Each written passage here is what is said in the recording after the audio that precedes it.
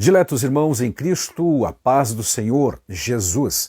Eu sou o pastor Clarídio Matos e é meu prazer te convidar para meditarmos na palavra de Deus. Nosso propósito é falarmos hoje sobre a lição número 2 de nossa EBD, Escola Bíblica Dominical das Assembleias de Deus no Brasil. Nesta lição, falaremos sobre a Igreja de Jerusalém, um modelo a ser seguido. No estudo número 1, ou seja, a semana passada, tratamos da igreja que nasceu no Pentecostes.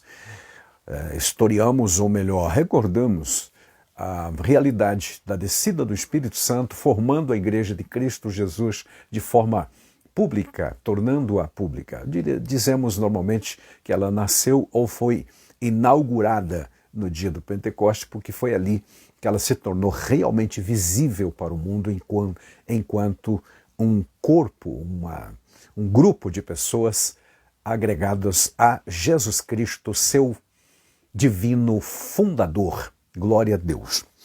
A proposta deste trimestre, amados, terceiro trimestre de 2025 em nossa EBD, é falar sobre a Igreja de Jerusalém, em vários aspectos que tomamos como exemplo para a nossa vida hoje, vida ministerial, vida pessoal, vida do crente de forma geral. Vamos ver durante o trimestre todo, de forma um pouco mais detalhada, amados, as questões das doutrinas, da comunhão, da fé, por exemplo, como base para o crescimento da igreja, mesmo em meio às perseguições, como foi o caso da Igreja de Jerusalém, que bem cedo, muito cedo, bem no início de tudo, das atividades daquela igreja querida, houve o desencadear de ferrenhas perseguições por parte de várias pessoas, inicialmente dos próprios judeus, depois dos romanos e assim sucessivamente. Mas hoje hoje que eu digo nesta semana, falaremos sobre a Igreja de Jerusalém, um modelo a ser seguido. Quando falamos de modelo, meus amados, nós precisamos dizer e lembrar que quem é modelo em alguma coisa para alguém. E no caso específico desta lição, falaremos do modelo da Igreja de Jerusalém quanto à doutrina, quanto à comunhão e também quanto aos símbolos sagrados ou ainda as ordenanças de Jesus, a prática dessas ordenanças. Efetivamente, doutrina, comunhão, partir do pão, que são as expressões que aparecem aqui, são basicamente sinônimas no seu significado, mas também padrão na oração. Então, repetindo o exemplo que nós tomaremos hoje, nesta semana, ou seja, na lição número 2, para a nossa realidade aqui do século XXI, é aprendermos muita coisa e espero assimilarmos e praticarmos e vivenciarmos as realidades de uma vida de submissa à doutrina, não só que vive a doutrina, mas que ensina também essa doutrina dos apóstolos. Por dedução, doutrina bíblica. A comunhão, que repito, é expressado no versículo 42 de Atos 2 como comunhão, partir do pão também. Mas, igualmente, modelo de oração. Era uma igreja que realmente orava. Não apenas ensinava sobre a oração, como é o caso de muita gente hoje em dia. Ensinamos, mas oramos pouco. Ensinamos muito sobre a oração, falamos, pregamos, até cantamos, mas orar mesmo não acompanha o mesmo entusiasmo, tá certo? Então, essa é uma realidade da nossa vivência hoje, enquanto igreja. Então, que aprendamos algumas coisas preciosas. Repito, quando se fala de modelo, a gente vai ter que particularizar, porque teremos outras lições falando de outros aspectos da Igreja de Jerusalém que também nos servirão de modelo, certo? Mas nesta, especificamente, lição 2, falaremos desses 3 aspectos básicos: doutrina, comunhão e oração. Amém? Então tá. O versículo que nos serve de texto áureo é o Atos 2,42, que efetivamente resume há uma concisão aqui de todo o contexto do que é ensinado nos iniciais capítulos do livro de Atos, a história iniciante da igreja de Jerusalém. Diz assim o texto: e perseveravam na doutrina dos apóstolos, e na comunhão, e no partir do pão, e nas orações. Como disse, 3 disciplinas ou exercícios cristãos que a igreja precisa manter efetivamente no dia a dia. Não é só uma vez esporadicamente, mas do dia a dia. A oração é contínua. O ensino da Bíblia no Novo Testamento é de que nós devemos orar sem cessar. Então, era isso que aquela igreja fazia. A questão da doutrina também é diária e não esporadicamente. E a comunhão não pode ser interrompida também. Aliás, nem a morte do salvo vai interromper, porque ele apenas muda de dimensão da material para a espiritual, mas a comunhão continua. Não há uma solução de continuidade com a morte do salvo também. Então a comunhão é plena, é constante, certo? Verdade prática proposta para esta lição, amados, traz a igreja de Jerusalém como igreja mãe, tornou-se exemplo para as demais. Essa é uma afirmação bem natural, e ao natural também, aquela igreja, por ser a igreja mãe, assim como todos os filhos em geral copiam inicialmente o proceder, o comportamento das mães e dos pais, dos seus respectivos pais e mães, meus amados, assim a igreja de Jerusalém serviu e serviria, e deverá, melhor dizendo, servir de modelo em várias coisas, certo, meus amados? E aqui vamos falar de 3 delas. Repetindo então, como igreja mãe, é o exemplo para as demais. Continua a verdade prática dizendo, é também um modelo a ser seguido por todas as igrejas que verdadeiramente se dizem ou querem ser bíblicas. Algumas denominações hoje em dia têm o termo bíblica até no nome. Mas será que na prática estamos vivendo mesmo essa realidade bíblica? Ou apenas religiosa? Porque são coisas distintas. Há muita religiosidade no mundo, mas pouco de Bíblia, verdadeiramente. Certo, meus queridos? Então, há que se pensar seriamente sobre isto. Outro detalhe interessante é que quando falamos do termo igreja hoje, a palavra igreja, nos vem à mente uma série de coisas.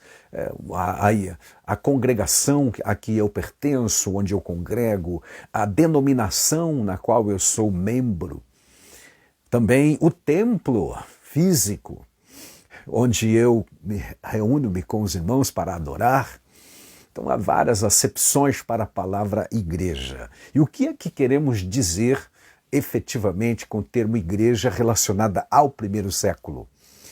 Era o grupo de pessoas. Quando ouvimos e lemos nos primeiros dias o termo igreja, é a igreja que reunia-se nas casas. Era, na verdade, o grupo de pessoas, uma referência ao corpo de Cristo e não um templo, uma denominação. A denominação, aliás, veio a se constituir muitos e muitos séculos depois. Efetivamente, as denominações começaram a aparecer no século XVII, por aí, não é, amados? Então, tá aí. Essa literal, né, em certo sentido até, desculpe a expressão, mas essa confusão, né, e cada dia aumentando de denominações, porque cada um que é um líder qualquer que sai de uma denominação tradicional, funda o seu chamado ministério, ali fundou-se mais uma denominação, vamos dizer, ministério tal, ministério esse, ministério aquele. Mas isso tudo vem bem depois. Aqui, no caso de Jerusalém, está se falando do corpo de Cristo, da igreja, aqueles que verdadeiramente eram salvos, nascidos de novo, mais do que simplesmente que baixaram as águas ou tornaram-se membro, ou afiliaram-se, ou foram agregados a uma denominação. Então veja que o termo igreja realmente é muito amplo, é muito complexo para os nossos dias. E quando falamos aqui da igreja como modelo, a igreja de Cristo, a igreja corpo de Jesus, repetindo, amados, para deixar isto muito claro. Também não se trata de um templo físico, porque Estamos aqui no ano 33 da nossa era, quando foi inaugurada, como vimos na aula passada, a igreja em Jerusalém. Por consequência, amados, não havia templos. Tá bom? A maioria sabe disso, mas é bom lembrar, para não esquecer. Aleluia. Os crentes de então reuniam-se inicialmente numa área do templo, quando a Bíblia, aliás, em Atos, menciona templo. Não é um templo cristão, é o templo judaico em Jerusalém, que eles se reuniam. Capítulo 3, que será foco da lição próxima, número 3, vai acontecer um milagre na porta do templo, porta formosa do templo. Mas que templo é esse? Não é um templo evangélico, claro, é um templo judaico, onde os crentes continuaram a se reunir para os períodos habituais de oração, até que depois, mais adiante, lá no ano 70, esse templo mesmo será destruído. Mas voltando aqui, Templo de Jerusalém, a igreja se reunia naturalmente nas casas. Agora, faça ideia de como era complicado, difícil aos apóstolos, por exemplo, como vamos ver aqui a doutrina, ensinar essa gente, comunicar-lhes as diretrizes, as normas de conduta, aleluia, dar a instrução, alimentar, também ministrar a ceia, que hoje nós entendemos e convencionou-se que apenas os oficiais podem ministrar, mas imaginem, com a pregação de Pedro, esta que nós vamos ver hoje também, capítulo 2, foram quase 3.000 que se converteram, somado aos discípulos que já haviam. E aí, daqui a pouco tempo, Pedro vai pregar novamente, mas quase 5.000 se convertem. Onde abrigar, onde congregar essa multidão? Era nas casas, como também vai dizer o texto, que eles também partiam o pão em casa e comiam com alegria, ou seja, havia comunhão. Então é uma realidade inteiramente diferente da nossa, mas nem por isso deixa de nos ensinar vários princípios. O princípio da doutrina, o princípio da comunhão e da oração, que independe, aleluia, de templos estruturados, de um ministério também estruturado, que virá depois na sequência efetivamente. Mas nós precisamos olhar para a igreja de Jerusalém com esta realidade, tendo essa realidade em mente. Templos físicos, certo? Locais físicos, estruturas arquitetônicas que abrigaram os crentes só surgiram no século III. Algumas fontes históricas apontam o ano 270 para uma primeira descoberta sobre templos efetivamente cristãos, ou cristão, meus amados. Aí sim, com a abertura do tempo do imperador Constantino, as coisas melhoraram, terminaram as perseguições e algumas catedrais surgiram, mas até o século III, repito, e mais propriamente na data de 270, as pessoas se reuniam escondidos lá na casa e assim por diante, por conta também das perseguições. E não tinham, era um povo realmente humilde e pobre financeiramente, porque humildade e pobreza são coisas que às vezes não se harmonizam, tá bom? Tem gente pobre que é arrogante e tem gente rica que é muito humilde, não tem? Graças a Deus. Então, sim, a igreja era pobre, não tinha condições também e nem tinha liberdade para isso, porque o cristianismo inicialmente era considerado uma religião proscrita, ou seja, fora da lei. Só depois, com Constantino, é que tornou-se reconhecidamente uma religião oficial, inclusive um pouco mais adiante, religião oficial do Império depois. Mas isso é um outro momento para a história da igreja. Aqui, para o foco desta lição, nós temos Atos capítulo 2, dos versículos 37 ao 47. São 10 versículos que nos servem de base. É a continuação do sermão de Pedro, a pregação inspirada, ungida do apóstolo Pedro. Ele diz no versículo 36, por exemplo, portanto, que todo Israel fique certo disto, este Jesus, a quem vocês crucificaram, Deus o fez Senhor e Cristo. Aí o 37, Quando ouviram isso, ficaram aflitos no seu coração. A versão corrigida diz: compungiram-se em seus corações. Outras versões, como a NVT, traduz essa expressão como: as palavras partiram o coração dos que ouviram. Eles se sentiram culpados porque o Pedro fala a respeito, de forma incisiva, que eles eram culpados. Muitos deles certamente estavam lá alguns dias atrás, melhor dizendo, né? Algumas semanas atrás, na crucificação de Jesus, e aprovaram inclusive a libertação do Barrabás e condenaram Jesus, algumas semanas apenas atrás. Versículo 38, Pedro respondeu, porque eles perguntaram: que faremos? No finalzinho do versículo 37, compungidos em seus corações, perguntaram a Pedro e aos demais: que faremos, homens irmãos, ou varões irmãos?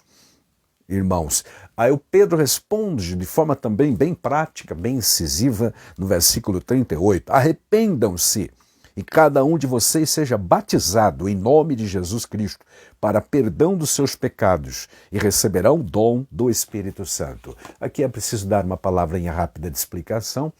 Pedro não está ensinando aqui o batismo redentivo.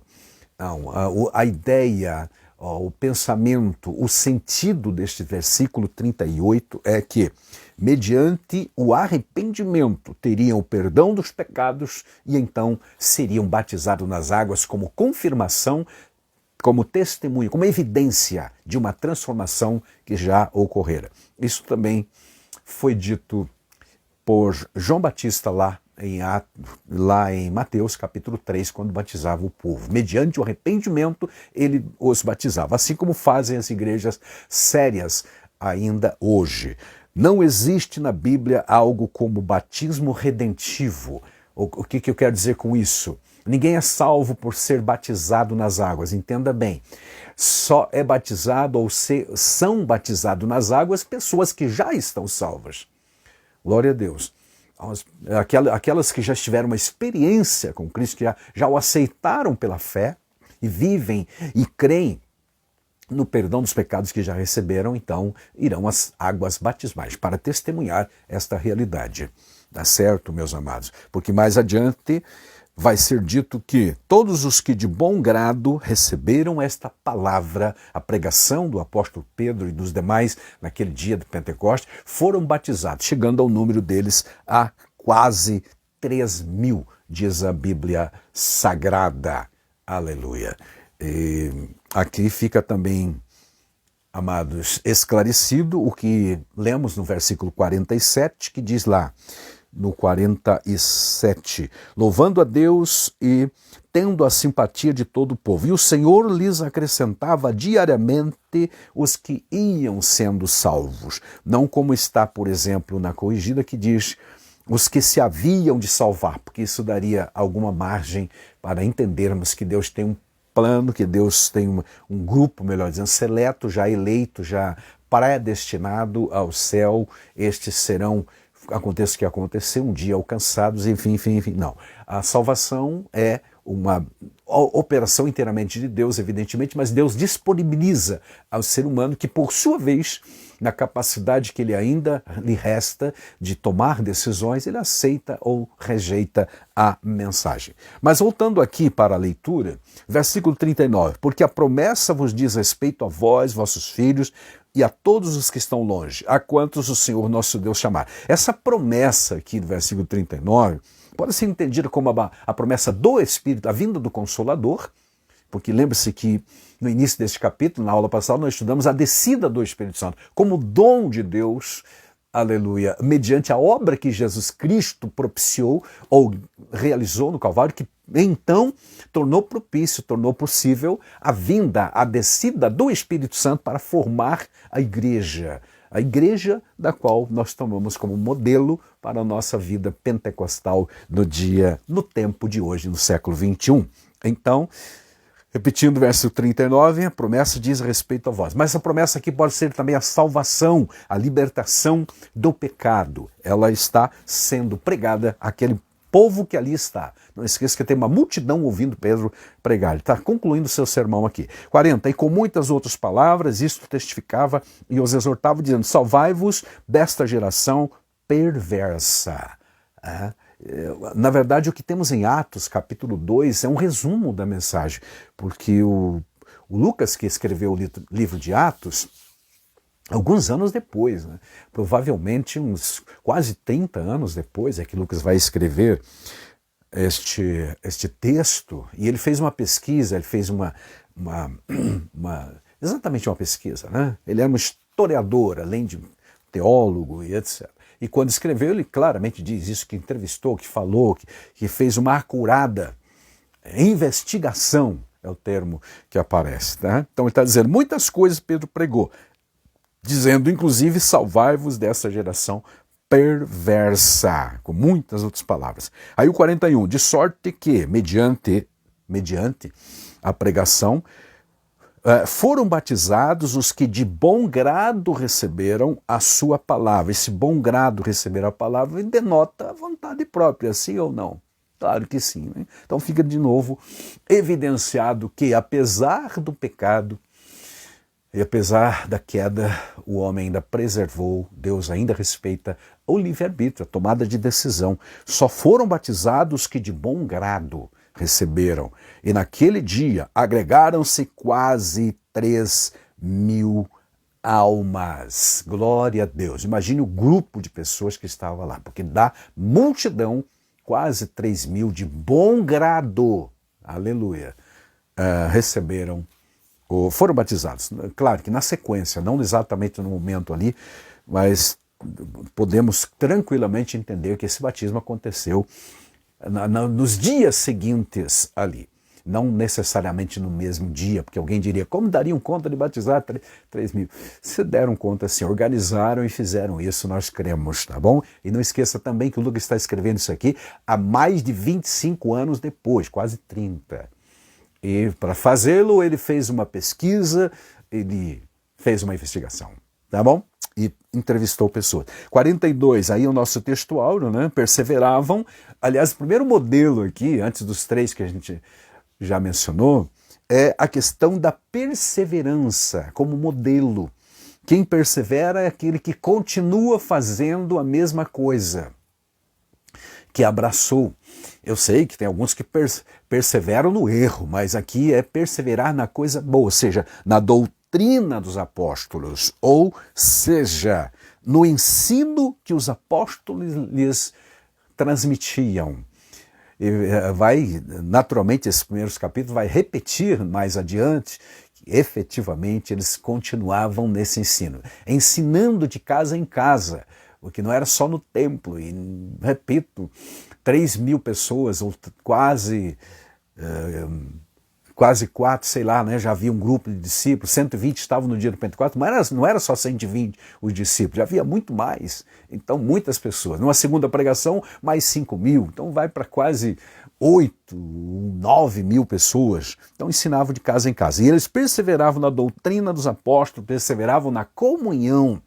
Comunhão que é muito mais forte do que parceria, do que vivência, do que amizade. Comunhão é ter realmente, como diz o texto na sequência, na prática, tudo em comum, união, uma união comum. Tem muitas pessoas reunidas e unidas por aí, por propósitos até espúrios, por um certo tempo, mas não estão em comunhão verdadeiramente. Quem comunga realmente tem o mesmo princípio, o mesmo propósito, o mesmo espírito. Ou seja, falar de comunhão aqui significa que eles tinham o mesmo Deus, Pai, eles tinham o mesmo Espírito Santo como seu Consolador e o mesmo Salvador, que é Jesus Cristo. O verso 43, cada alma havia temor, que não é medo, tá? Mas é respeito, reverência, a Bíblia nos informa isso claramente e a lição vai abordar mais adiante. Muitas maravilhas, então, e sinais eram feitos pelos apóstolos. 44, todos os que criam estavam juntos, é uma palavra importante, porque nesse tempo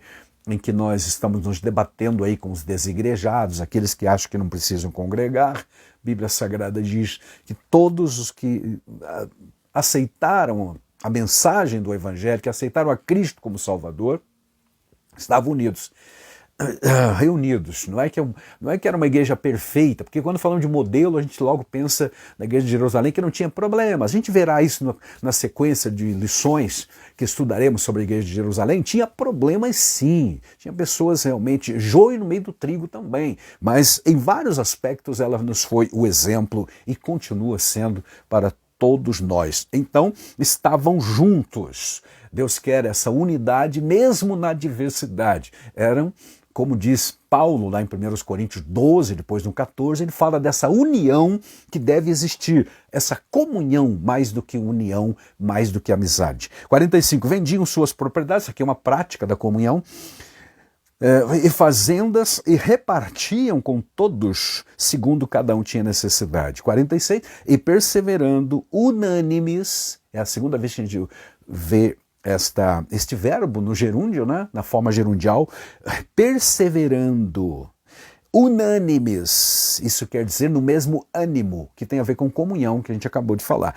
Todos os dias, diz o 46, no templo e partindo o pão em casa, comiam juntos com alegria e singeleza de coração. Se nós entendermos aqui que partir o pão significa ceia, quer dizer que eles perseveravam no templo, nos horários de oração, mas não participavam da ceia lá no templo. A ceia mesmo, que era e é uma das reuniões, melhor dizendo, da igreja mais singela, mais sublime, mais íntima, era realizado em casa. Vou reler de novo o verso 46. E perseverando unânimes, quer dizer, no mesmo ânimo, todos os dias no templo judaico, como já disse, e partindo o pão em casa, comiam juntos com alegria, singeleza de coração, singeleza, aleluia. Todos os dias continuavam a unir-se no pátio do templo, diz a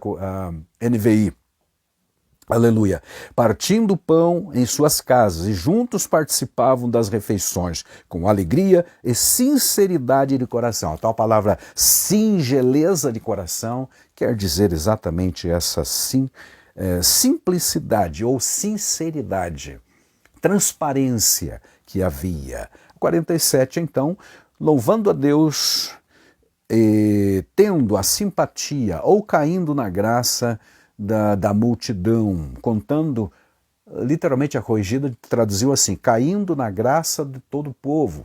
Outras versões traduziram como contando com a simpatia do povo, o povo de fora, as pessoas que não eram crentes. E a cada dia o Senhor acrescentava aqueles que iam sendo salvos. Não nos esqueçamos de Mateus 16, 18, onde Jesus diz, eu edificarei. Claro que o eu ali é um pronome oculto, mas fica subentendido ali, edificarei, disse Jesus, a minha igreja. Quem que edifica é Cristo. E aqui está escrito no verso 47. Certo? O Senhor agregava todos aqueles que aceitavam, voltando lá no versículo que fala do batismo, todos os que de bom grado receberam a palavra, verso 41, diz exatamente isso. E os que aceitaram a mensagem, traduzido na NVI, os que aceitaram a mensagem foram batizados, e naquele dia houve um acréscimo de cerca de 3.000. Era dia a dia. Esse versículo 41 retrata o dia do Pentecoste. O 47 já fala dos dias seguintes. Cada dia havia pessoas sendo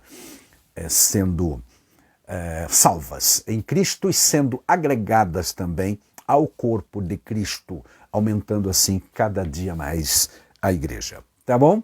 Bom, por ser a igreja mãe, Jerusalém torna-se o modelo para as demais. Isso aqui é natural. Como dissemos lá na Verdade Prática, é natural que a mãe e o pai sejam para os filhos modelos iniciais para todos. E aqui a igreja mãe.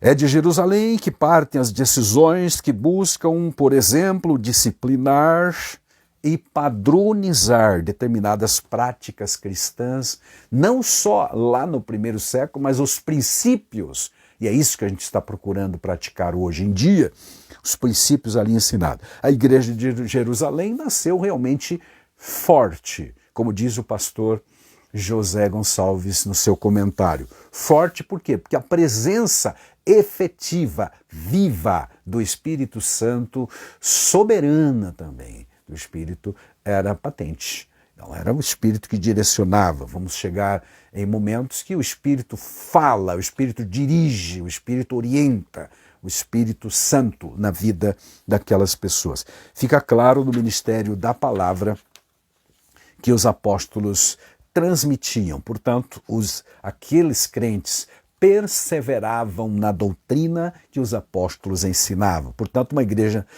que quer tomar como modelo a igreja de Jerusalém há de ser uma igreja como ela, ou seja, uma igreja da palavra e do Espírito também. Aleluia, né? O Logos e o Pneuma, ou seja, o Espírito e a palavra. Não dá para separar a palavra de Deus do Espírito, porque foi o Espírito que inspirou a palavra de Deus.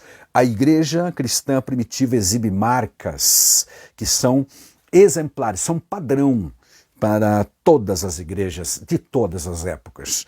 Glória a Deus. Vamos ver basicamente nesta lição 3 delas, tá? A nossa lição número 2 está, como de costume, amados, dividida em 3 partes, 3 tópicos. Primeiro tópico, uma igreja com sólidos alicerces. Precisamos de alicerces, qualquer estrutura que tenha de ser construída, há que se pensar no alicerce.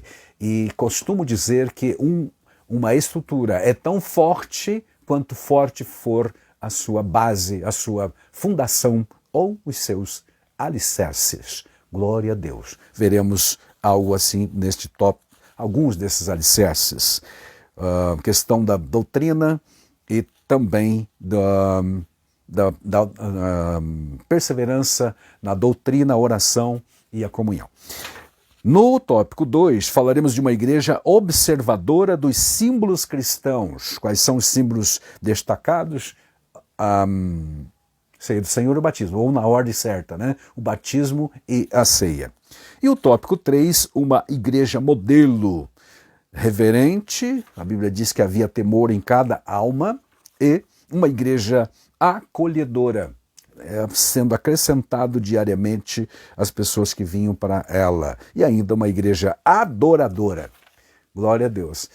Então vamos pensar um pouco, inicialmente, nos alicerces sobre os quais esta igreja de Jerusalém estava edificada e que serve-nos de princípio. Glória a Deus. Primeiramente, uma igreja modelo, uma igreja cheia do Espírito, deve ter e tem, com certeza, um fundamento doutrinário. Aleluia. A igreja de Jerusalém era este exemplo.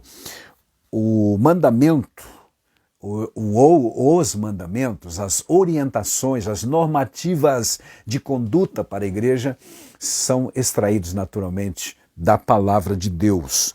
Em Atos 1 e 2, mencionados aqui pelo comentador, são palavras de Jesus. Lucas nos diz que Jesus, antes de ir ao céu, antes de ser assunto ao céu, deu aos apóstolos os seus mandamentos pelo Espírito Santo. Tá bom? E apóstolo, através dos apóstolos que ele, Jesus mesmo, escolheu, diz o texto lá. Uma igreja genuinamente cristã reflete a prática dos ensinos apostólicos. Em Efésios, capítulo 2, versículo 20, fala-se ali também dos apóstolos como base, como fundamento dos apóstolos e profetas. Ali o Paulo amplia um pouco mais a palavra também dos profetas, que pode ser tanto os profetas do Novo Testamento, usados por Deus na inspiração do Espírito Santo, com mensagens instrutivas também, e dos apóstolos, essa visão doutrinária, o ensino, a base. Agora, qual era o conteúdo da doutrina? Lembre-se que no início da igreja, as epístolas ainda não estavam escritas, os evangelhos também não. Não é verdade? Lucas está, repito, ensinando, ou melhor, escrevendo o Atos dos Apóstolos 25 ou 30 anos depois. Mas ele está historiando, porque o livro de Atos é um livro de história da igreja, né? História do Novo Testamento, como surgiu a igreja, como ela se desenvolveu. Então, qual era o conteúdo dessa doutrina? Naturalmente e basicamente o Antigo Testamento, as lições aprendidas através das interpretações e também as adaptações dos ensinos figurados do Antigo Testamento para a igreja. Mas também, como disse Jesus, prometendo o Consolador, algumas revelações novas sobre tudo que estava acontecendo. Aleluia. Lá em João, capítulo 16, também no capítulo 15, o Senhor, 16 especialmente, o Senhor Jesus prometeu, 14 também, que o Espírito Santo, quando viesse, os guiaria a toda a verdade, tá? E faria lembrar de tudo que o Senhor Jesus havia falado. E isso estava se cumprindo aqui também. Então, quando Pedro se levantava, João, o Tiago e outros apóstolos falavam a palavra, ensinavam a palavra, estavam, na verdade, doutrinando a igreja, dando-lhes a base, dando-lhes a solidez de uma fundamentação sobre a qual deviam construir. A igreja estava sendo edificada, na verdade. Então, esta é a base doutrinária, um fundamento, glória a Deus, doutrinário. Assim, nós aprendemos nesse modelo da igreja de Jerusalém, que uma igreja cheia do Espírito Santo e que quer ser efetivamente relevante para este tempo tão confuso, há de ser uma igreja baseada na palavra. Podemos realmente dizer que doutrina dos apóstolos aqui é palavra de Deus. Mais adiante, Pedro vai escrever 2 epístolas, por exemplo. João, que está no contexto aqui dos apóstolos, irá escrever também lá nos anos 90, por aí, 3 epístolas, e o seu próprio evangelho também, que mais até neste momento que Lucas está aqui historiando, ainda não havia nada disso escrito, está na cabeça deles, no coração deles, na verdade, mais que na cabeça, né? E eles estão transmitindo esse ensino, essa doutrina sobre a qual a igreja estava sendo edificada. Glória a Deus, tá bom? Mais um desses sólidos fundamentos significa que eles não apenas aderiram ao que foi ensinado, mas perseveraram. A perseverança é uma virtude que nós também precisamos copiar, ou seja, vivenciar. Perseverar no que é bom. Estou lembrando de Paulo, escrevendo a Timóteo, capítulo 3 da segunda carta, versículo 14, ele disse, você sabe as primeiras, persevera, continue, não abandone aquilo que você aprendeu, sabendo de quem você aprendeu. No caso aqui da igreja de Jerusalém, eles sabiam que o ensino sobre o qual estavam edificando suas vidas, aleluia, e também os futuros ministérios, era vinda dos apóstolos, homens que conviveram com Jesus, que aprenderam diretamente dele, que os transmitiram, glória a Deus, que lhes transmitiram a mensagem genuína. A expressão, então, perseveravam na doutrina, expressa um processo, algo contínuo. Quem persevera, continua fazendo aquilo que está fazendo, desde que seja realmente o correto. Era uma igreja bem doutrinada, portanto, bem discipulada também, porque doutrina e disciplina, a disciplina, aliás, é o resultado direto de um ensino correto, de uma doutrina correta. Glória a Deus, louvado seja o Senhor. O verbo que aparece ali no grego, o didaquê, algo assim, tanto o verbo quanto o substantivo, tem a ver com a arte, com a educação, com o ensino da palavra de Deus. O ensino contínuo pode ser traduzido como instrução prática da vida com Deus. O discípulo é alguém que consegue reproduzir o que o seu mestre lhe comunica. Então, quando diz que Eles perseveravam na doutrina dos apóstolos, quer dizer, estavam reproduzindo em suas vidas aquilo que viam na vida dos apóstolos. O autor da carta aos Hebreus também aconselha que o fiel devia olhar para a vida dos seus líderes e atentar para o fim, inclusive, da vida deles. Ou seja, eles mantinham uma vida de fidelidade até o fim. Glória a Deus. E devia ser exemplo.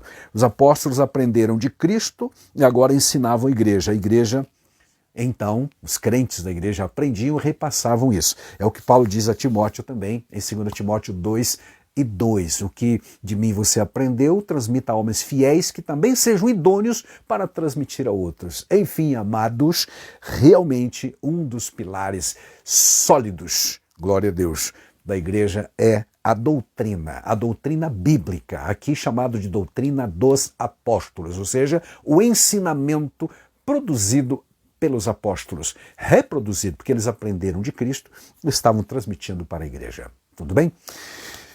Bom, num subtópico 3 aqui, nós temos uma igreja relacional e piedosa. A igreja de Jerusalém perseverava também na comunhão. Comunhão. Então, o que é comunhão? Ela tanto pode ser entendida, melhor dizendo, na relação vertical de cada crente individualmente com seu Deus em Cristo Jesus, pela ação do Espírito, e também relacional em sentido horizontal, porque o versículo que nós temos como texto áureo, nos diz que eles perseveravam também na comunhão, no partir do pão. A gente parte o pão para quem? Para quem está ao nosso lado, para quem faz parte da mesma família. Temos essa comunhão. Aleluia. Aqui a palavra, como dito pelo pastor José, como trazido pelo pastor José, é a palavra koinonia, que expressa exatamente comunhão, que é muito mais forte, como já dissemos na introdução lá atrás, do que uma amizade simplesmente, do que uma parceria, do que uma camaradagem. Muito mais. Isto tem a ver com a intimidade, a vivência realmente. Você deve ter muitos conhecidos na vida, amizade com muitas pessoas, mas não pode literalmente abrir o coração para eles. Comunhão tem a ver com família, tem a ver com intimidade. Glória a Deus, onde não há segredo algum. É muito mais forte. É o que expressa a palavra, o termo koinonia, que pode ser também naturalmente traduzido como parceria e tal, mas num sentido mais sério, mais íntimo, mais transparente.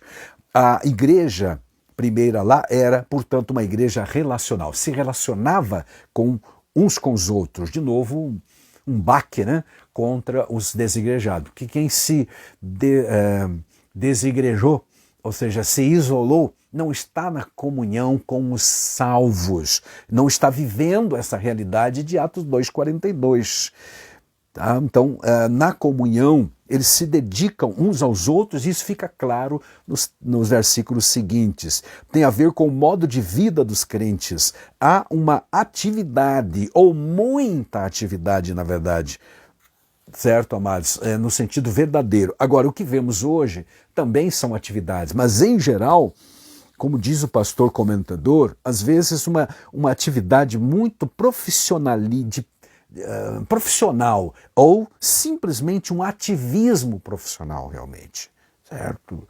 Decoreba, esforço apenas, sem a unção, sem a graça. Havia muita atividade, mas sem ou seja, lá no caso da igreja de Jerusalém, havia muita atividade com o Espírito Santo, dirigida pelo Espírito Santo. Hoje se vê muitas atividades, mas sem o calor humano que caracteriza a verdadeira vida cristã, ou seja, a verdadeira comunhão, expressa pelo termo koinonia. Amém? A mesma igreja que perseverava na doutrina também perseverava na oração. Oração. A igreja de Jerusalém orava mesmo. Pedro e João foram ao templo à hora nona, é um assunto que nós estudaremos na aula que vem. Os apóstolos estabeleceram como prática dedicar-se à oração. Em Atos 6 há uma crise, que também estudaremos mais adiante, numa outra lição. Uma crise estava se instalando, então trouxeram a questão, né, aos apóstolos que deram a liberdade para a comunidade escolher 7 varões para cuidar e resolver e administrar estas coisas, e eles disseram no capítulo 6:4, e nós nos dedicaremos à palavra e à oração. Aleluia. Vamos continuar ensinando a palavra, mas vamos orar também. Glória a Deus. A oração e a palavra. A igreja reunia-se, por exemplo, estava reunida na casa de Maria, em Atos capítulo 12, orando por Pedro, que estava preso. E assim é, amados, rapidamente, alguns modelos de sólidos alicerces. O alicerce da doutrina bíblica, doutrina dos apóstolos, a comunhão, uma igreja relacional e também a oração, porque é uma consequência de vivermos em comunhão, tanto com Deus quanto com os irmãos. No tópico 2, uma igreja observadora dos símbolos cristãos. Quais são os símbolos cristãos? Batismo nas águas e a ceia. Já falamos que o batismo nas águas não é entendido como um batismo meritório, ou seja, um batismo redentivo. Não. É uma ordenança, um símbolo do que aconteceu internamente na vida do pecador. Após o primeiro sermão, quase 3.000 se converteram, diz o versículo, e então foram batizados nas águas. Naquela época, a primeira igreja batizava quem se convertia, ou seja, verdadeiramente davam sinais de arrependimento, manifestavam sinal de arrependimento. Não havia ainda o que temos hoje em algumas igrejas, chamado curso de discipulado, para depois serem batizados. Mesmo porque, devido à confusão religiosa que se estabeleceu hoje em dia, muitas pessoas não sabem conscientemente o que é ser crente, não conhecem doutrinas básicas e falta este ensinamento. Então, ou está confuso na cabeça mesmo deles. Há muitos que batizam e nem sabem o que está fazendo, o que estava acontecendo. Mas no Novo Testamento era comum as pessoas se converterem e imediatamente serem batizadas. Em Marcos 16, quando enviava o povo, Jesus falou a respeito do batismo. Ele disse, quem crer e for batizado será salvo. Quem crer para a salvação deverá ser batizado. O batismo era um dos primeiros passos da fé cristã, um rito de entrada para a nova vida em Cristo. Batismo nas águas, na verdade, melhorando essa frase aqui, é a porta de entrada para a igreja local hoje em dia, mas expressa uma transformação que já aconteceu, certo? Mediante o arrependimento, como fica bem claro, inclusive no comentário do nosso querido pastor José Gonçalves. Era preciso ter consciência do sentido desse símbolo da fé, o que significa. Não era só preciso ter lá naquele tempo, mas hoje também. Assim, o batismo era um testemunho público de que a pessoa havia se convertido. Glória a Deus. Mediante o teu arrependimento, eu te batizo. É mais ou menos assim que acontecia. E é o que acontece até hoje. Por meio dele, os cristãos se identificavam com Jesus. Glória a Deus. É o que Paulo ensina aos romanos também quando fala do batismo. E assim, Pedro também vai falar na sua epístola a respeito do batismo. Batismo é uma forma de identificação com Cristo, mas também de testemunhar de que agora vivemos uma nova vida em Cristo. E a ceia? Bom, a ceia é outra ordenança dada por Jesus. Tá certo? E que a Bíblia menciona aqui como partir do pão, comendo de casa em casa. Enfim, eles perseveravam, diz o texto nosso, o texto áureo, na comunhão, no partir do pão. Essa expressão partir do pão é identificado como a ceia do Senhor, que mais uma vez, meus amados, não é considerado entre nós os crentes como um sacramento. E o que significa ser um sacramento? Dentro da igreja dominante no mundo e no Brasil também, os sacramentos são ritos religiosos através dos quais se comunica ou se recebe graça de Deus. Nós não entendemos assim. A ceia é um símbolo da comunhão, símbolo do que Cristo fez por nós, para que pudéssemos ter a comunhão naturalmente. Então participamos da ceia, expressando, meus amados, essa nossa fé, que Cristo morreu por nós, pagou o preço dos pecados, nos libertou e hoje vivemos em comunhão. É símbolo dessa comunhão. Glória a Deus. Não é que a ceia vai melhorar a minha vida espiritual ou vai perdoar os meus pecados, muito menos. Não, não é assim que nós entendemos. Também não entendemos que os elementos físicos da ceia se transformem no corpo de Cristo, como ensinado na igreja católica, nossos irmãos católicos. Ou então a presença real de Cristo fisicamente ali, não transformando, mas presente, como ensina os luteranos, na igreja luterana. Não, nós entendemos que Cristo está espiritualmente presente no ato da ceia. E o pão continua pão e o vinho continua vinho ou suco de uva. São símbolos, tanto o pão, símbolo do corpo, quanto o vinho, símbolo do sangue de Cristo que foi derramado. Amém? Mas sim, são símbolos, aleluia, importantíssimos da nossa fé. O batismo, quando participando do batismo nas águas, estamos dando prova e testemunhando para o mundo todo de que houve uma transformação interior em nossa vida, em nosso coração. Estamos salvos. Glória a Deus. E ao participar da ceia, estamos dando testemunho público de que estamos em comunhão, tanto verticalmente quanto horizontal também. Glória a Deus. Encerrando, uma igreja modelo, cheia de reverência, uma igreja reverente e cheia de dons. Glória a Deus. O versículo 43 do nosso texto, que nos serve de base para o estudo, amados, diz-nos o seguinte: em cada alma havia temor e maravilhas aconteciam. Aleluia. Bom, rapidamente, temor, apesar do termo phobos, do grego, ser traduzido para o português como medo, teologicamente há uma diferença entre medo, aquele medo servil, aquele medo que bloqueia, não, mas é um medo que protege as pessoas, é o medo de pecar, é o medo de desobedecer, é o medo que nos aproxima, portanto, ele é entendido em nosso idioma, em nossa língua, em teologia nós dizemos isso, que esse phobos aqui é entendido como reverência. Certo? Inclusive é o que o pastor nos diz aqui no seu comentário. Temor é phobos, que também significa, além de medo, também significa medo, mas também traz o sentido de reverência, de respeito por aquilo que é de Deus, por aquilo que é sagrado, por aquilo que é divino. Tá? Havia um forte sentimento da presença de Deus nas reuniões. Então, temor é o respeito, a reverência. Amém? Glória a Deus.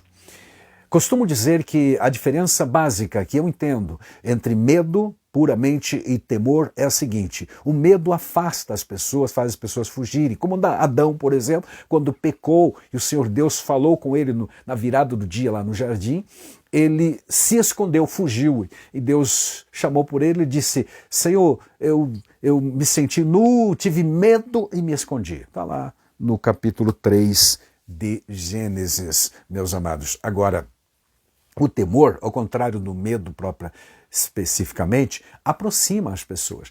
A pessoa respeitosa, ou seja, aquela que teme, que te reverencia, que tem respeito por Deus, aproxima-se de Deus. Você vê isso exaustivamente pela Bíblia toda, tá certo? Quem teme, aproxima-se de Deus. Glória a Deus. Temer a Deus, então, biblicamente, é diferente de simplesmente ter medo. Deus não quer ser um ser aterrorizante para o pecador, ou mesmo para o crente, muito menos ainda, né? Nós precisamos ter reverência, respeito pelas coisas sagradas. Eu sei também que tem havido muita irreverência em vários lugares por aí, certo? Não existe, por exemplo, louvor extravagante, isso é desrespeito. O louvor deve ser sacro, como a gente vai ver na sequência aqui. Outra coisa, meus amados, como modelo extraído lá da igreja de Jerusalém, é que aquela igreja era uma igreja acolhedora. No capítulo 2 fica isto claro, certo? Fala da comunhão, mas também daqueles que foram agregados uma vez salvos em Cristo. E terminamos falando da adoração. Sim, uma igreja adoradora, versículo 47, louvando a Deus e caindo na graça ou na simpatia do povo. E louvar traz, meus amados, uma conotação de estilo de vida. É diferente de simplesmente cantar. Né? Aliás, há diferença entre cantar, louvar e adorar. Cantar é expressar vocalmente uma melodia, uma música, mas nem sempre é louvor. Louvor é elogiar. O termo louvor, o verbo, traz o sentido de elogiar. E quando você canta elogiando, por exemplo, a Deus, falando das suas grandezas, como está na Bíblia, no Salmo, por exemplo, 152 e outros, tá? Agora, adoração independe se eu estou cantando ou não, tá certo? E a gente costuma dizer também que louvamos a Deus por aquilo que Ele fez, que Ele faz. Glória a Deus. Agradecemos por aquilo que Ele faz e adoramos por aquilo que Ele é, na verdade, tá? Aleluia. Independente se ele vai fazer ou não, o crente verdadeiramente adora a Deus. Adoração é estilo de vida. É, portanto, uma expressão de júbilo e também de gratidão. Gratidão. E a mais conhecida forma de expressar a adoração não deixa de ser o louvor mesmo, que é elogiar a Deus. Nem sempre o louvor é adoração, mas há momentos, e isso é o ideal, em que o louvor deve se harmonizar com a verdadeira, ou redundar em adoração verdadeira. Glória a Deus. Nós temos visto muitos cânticos puramente horizontais, né? Precisamos mais de cânticos verticais, aqueles que efetivamente adoram a Deus, que falam da sua grandeza, do seu poder. Cantai ao Senhor um cântico novo, diz o Salmo 98. Não é que você vai compor um hino novo, mas cantar com coração, com nova atitude, com coração contrito. Aleluia, diretamente para o trono. Eu chamo isso de louvor vertical. Amém. Que Deus nos abençoe, meus amados, que estes exemplos, há muitos, que nós estudaremos durante o trimestre, mas aqui 2 deles se destacam, o exemplo da doutrina, o exemplo da comunhão e o exemplo da oração. Que isto seja praticado, vivenciado, experienciado por todos nós neste século. Amém. Em nome de Jesus.